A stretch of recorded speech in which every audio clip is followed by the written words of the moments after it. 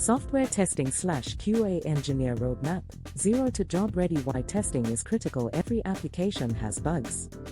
Without testing, systems fail, users leave, businesses lose trust. What QA engineers do ensure software works correctly before it reaches users.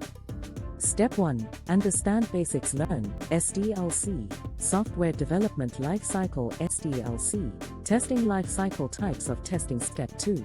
Learn manual testing, test cases, bug reporting, test scenarios. Understand how to find issues. Step 3.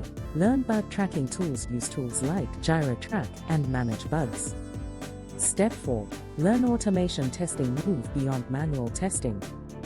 Learn tools like Selenium. Step 5. Learn programming basics. Java, Python used for writing test scripts.